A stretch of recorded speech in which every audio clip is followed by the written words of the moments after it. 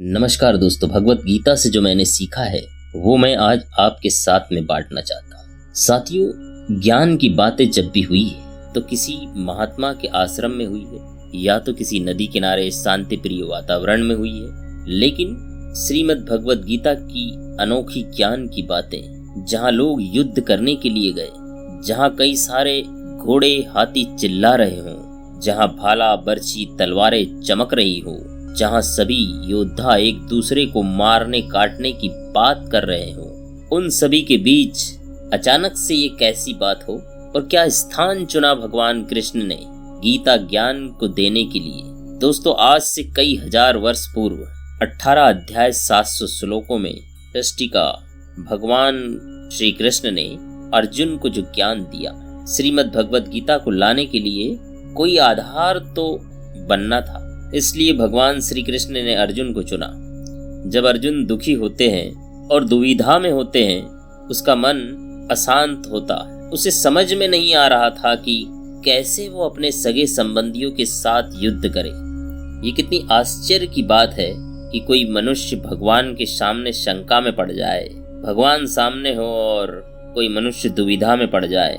इससे भगवान की महिमा कम मालूम पड़ती है। दोस्तों, मैं तो ये समझता हूँ कि भगवान ही की प्रेरणा की तू दुविधा में पड़ जा। तू अगर रोएगा नहीं, उदास नहीं होगा तो मैं गीता ज्ञान सुनाऊंगा कैसे। इसलिए भगवान ने उसे पहले विषाद दिया और फिर ज्ञान का प्रसाद दिया।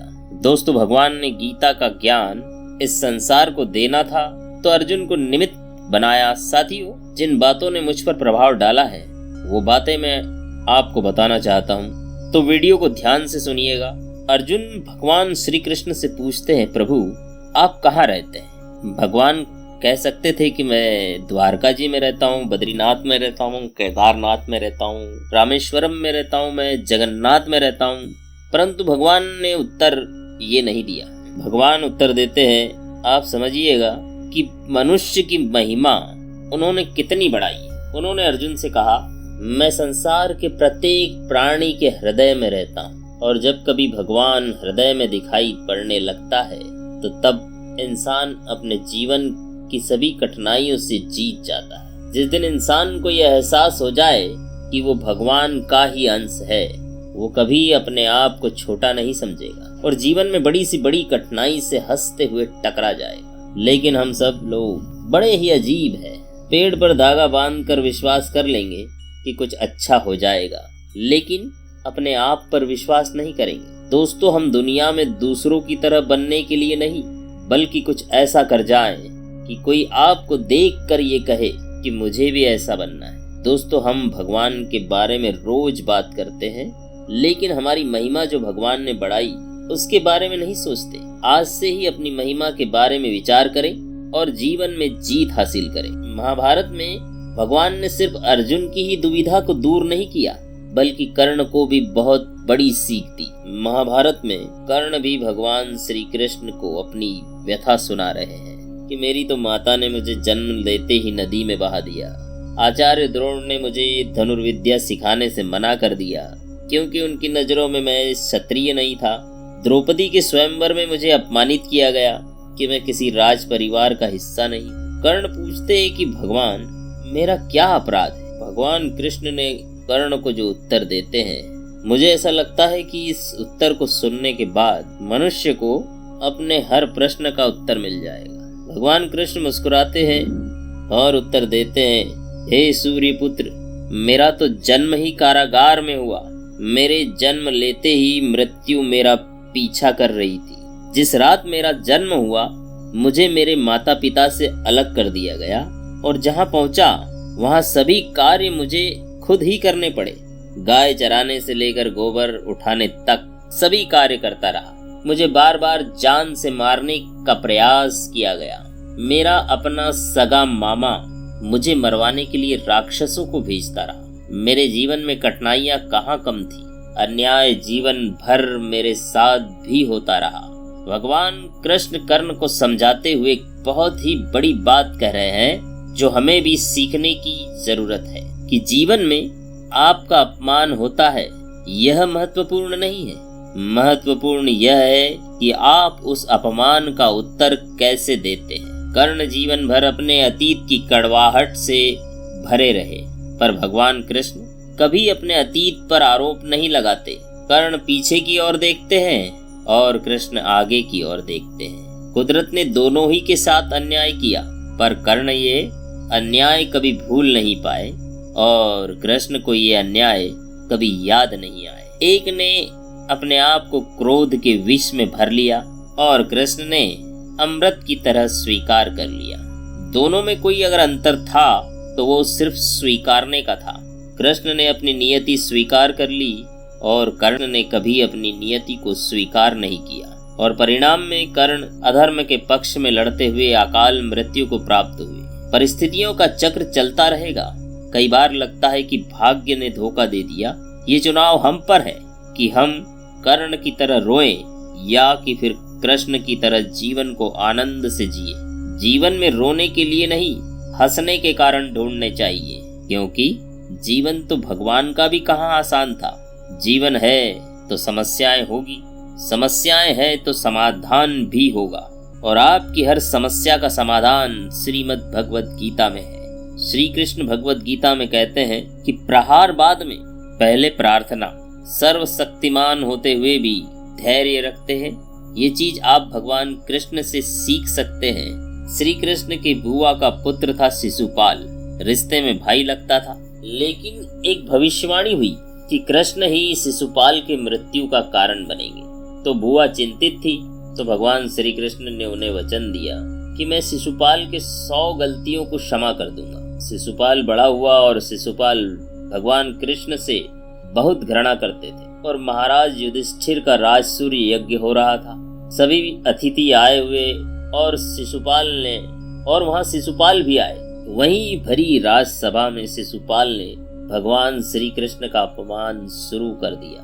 बलराम जी को बहुत क्रोध आया, परंतु भगवान श्री कृष्ण मुस्कुराते रहे, क्योंकि बुआ को जो वचन दिया था वो निभाना था। जैसे ही 100 गलतियां पूरी हुई और अगला शब्द बोलने के लिए शिशुपाल मुंह खोल न सका, कृष्ण ने अपने सुदर्शन चक्र से गर्दन काट दी। भगवान कृष्ण सिखा रहे हैं कि करुणा वहीं तक उचित है जहां तक मर्यादाएं पार न हो। शांति प्रिय है वो तो प्रेम का संदेश देने वाले, वो कहाँ युद्ध के पक्ष में है। शांति दूत बनकर गए थे। हस्तिनापुर पांडव तो संतोषी है, इन्हें सिर्फ 5 गांव दे दो, लेकिन दुर्योधन ने उनकी एक न सुनी और अहंकार वश कहने लगा कि सुई की नोक के बराबर भी जमीन बिना लड़े नहीं दूंगा। उल्टे कृष्ण को बांधने चला। तब शांति दूत कब क्रांति दूत बन गए पता ही नहीं चला, और भगवान ने फिर अपना विश्व रूप दिखाया कि लोगों की आंखें देख न पाई। हरि ने भीषण हुंकार किया, अपना स्वरूप विस्तार किया। डगमग डगमग दिग्गज डोले, भगवान कुपित होकर बोले, जंजीर बढ़ाकर साध मुझे, हाँ हाँ दुर्योधन बांध मुझे। यह देख गगन मुझ में लय है, यह देख पवन मुझ में लय है, मुझ में विलीन झंकार सकल, मुझ में विलीन संसार सकल। अमृत फूलता है मुझ में, संघार झूलता है मुझ में। द्रग हो तो दृश्य कांड देख, मुझ में सारा ब्रह्मांड देख। चर अचर जीव जग छर अचर, नश्वर मनुष्य सुर जाति असर। शतकोटि सूर्य शतकोटि चंद्र शतकोटि सरित सर सिंधु मंद। शतकोटि विष्णु ब्रह्मा महेश, शतकोटि विष्णु जलपति धनेश। शतकोटि रुद्र शतकोटि काल, शतकोटि दंडधर लोकपाल। जंजीर बढ़ाकर साध इन्हें, हाँ हाँ दुर्योधन बांध इन्हें। भूलोक अतल पाताल देख, मत और अनागत काल देख। यह देख जगत का आदि सृजन, यह देख महाभारत कारण मृतकों से फटी हुई भू है। पहचान इसमें कहाँ तू है। अंबर में कुंतल जाल देख, पद के नीचे पाताल देख। मुट्ठी में तीनों काल देख, मेरा स्वरूप विकराल देख। सब जन्म मुझी से पाते हैं, फिर लौट मुझी में आते हैं। जिह्वा से कटती ज्वाल सदन, सांसों में पाता जन्म पवन। पड़ जाती मेरी दृष्टि जिधर, हंसने लगती है सृष्टि उधर। मैं जभी मूंदता हूँ लोचन, छा जाता चारों ओर मरन।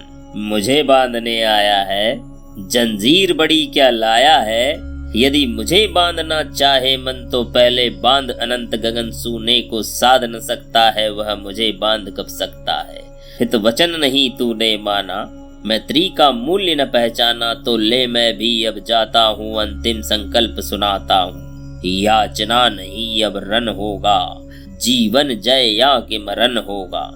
दोस्तों, यहाँ भगवान श्री कृष्ण कह रहे हैं कि अब याचना नहीं, अब रन होगा। बहुत बड़ी सीख भगवान देते हैं कि पहले आप हर बात के लिए प्रार्थना करें, याचना करें, लेकिन अगर बात याचना से न बने तो फिर युद्ध जरूरी हो जाता है। इसके बाद जो चीज आप भगवत गीता से सीख सकते हैं कि भगवान ने जो रोल स्वीकार किए उसे पूरी तरह निभाते हैं। भगवान अर्जुन से कहते हैं कि मैं तुम्हारा सारथी बनूंगा और तू मुझे अब भगवान न मानना। और ये कैसी अद्भुत बात है कि अर्जुन भगवान को आदेश दे रहा है कि हे अच्युत्य, मेरे रथ को दोनों सेनाओं के बीच में ले जाकर खड़ा करो। और भगवान कहते हैं जो आज्ञा प्रभु। यहाँ भगवान कृष्ण हमें समझाते हैं कि जिसको जो भी कार्य दिया गया उसे बड़ी ही प्रामाणिकता के साथ वही करना चाहिए। कोई भी काम न छोटा है न बड़ा है। यहाँ भगवान श्री कृष्ण अपनी भगवत्ता को भूल जाते हैं, अपने ऐश्वर्य को भुला देते हैं, अपनी महिमा को भुला देते हैं और अपने अनुयायियों को भी भुला देते हैं और सारथी बन जाते हैं और कहते हैं चल, तूने जैसी आज्ञा दी है मैं वैसा ही करता हूँ। और मैंने तो यहाँ तक के पढ़ा है कि जब बहुत शोर शराबा होता है और अर्जुन की बात कृष्ण सुन नहीं पाते हैं तो भगवान कृष्ण अर्जुन से कहते हैं कि अगर तू रथ दाहिने ओर चाहता है कि मैं रथ को दाहिने ओर घुमाऊं तो मेरे दाहिने कंधे पर पैर जोर से मारना, और अगर तू चाहता है कि रथ को बाएं ओर घुमाना है तो मेरे बाएं ओर वाले कंधे पर पैर जोर से मारना, तो मैं रथ को बाएं ओर घुमा लूंगा। और अगर रथ को तेज दौड़ाना चाहता है तो मेरे पीठ के बीचों बीच मारना, मैं रथ को तेज चलाऊंगा। तो आप देखिए, तीनों लोगों के स्वामी पैर चाहते हैं कि मुझे मार। वो उस भूमिका में पूरी तरह से रम जाना चाहते हैं क्योंकि उन्होंने सारथी बनना खुद स्वीकारा है। सीखने की बात यह है कि जो भूमिका ईश्वर ने आपको दी है कोई छोटा नहीं, कोई बड़ा नहीं, आपको पूरी प्रामाणिकता के साथ स्वीकार करना चाहिए। क्वांटिटी नहीं, क्वालिटी चाहिए। श्रीमद् भगवत गीता से बहुत अच्छी चीज सीखने को हमें ये मिली है कि युद्ध अभी शुरू नहीं हुआ है। भगवान श्री कृष्ण आराम कर रहे हैं। अर्जुन और दुर्योधन दोनों भगवान श्री कृष्ण से मदद लेने आते हैं और दुर्योधन भगवान श्री कृष्ण के सिरहाने जाकर बैठ जाता है। अर्जुन भगवान के चरणों की तरफ बैठ जाता है और भगवान की नींद जैसे ही खुलती है भगवान जागे और सीधे उठकर सामने अर्जुन को देखते हैं और पूछते हैं कैसे आना हुआ। दोनों युद्ध में अपनी अपनी तरफ से लड़ाई के लिए मदद मांगने आए हैं। कैसे आए? सामने देखा, इतने में दुर्योधन बोल पड़ा पहले मैं आया हूँ। भगवान ने ध्यान नहीं दिया क्योंकि सर के पास बैठा था। ठीक है, मांगो, क्या मांगते हैं? भगवान ने दो चीजें बताई। पहली कि मेरी पूरी नारायणी सेना अस्त्र शस्त्र के साथ, और दूसरी चीज मैं अकेला, और वह भी मैं रणभूमि में शस्त्र नहीं उठाऊंगा। अब अर्जुन तुमसे छोटा है और मैंने देखा भी पहले उसे ही है, तो अर्जुन को मांगने का मौका पहले मिलना चाहिए। अब दुर्योधन घबराया कि कहीं अर्जुन नारायणी सेना न मांग ले, लेकिन अर्जुन कहता है कि भगवान मैं आपसे मदद मांगने आया, नारायणी सेना से नहीं। जैसे ही अर्जुन भगवान को मांगता है दुर्योधन प्रसन्न हो जाता है और सोचता है ये पागल का पागल ही रहा, ये पहले भी हारा है जुए में, अब फिर हारेगा।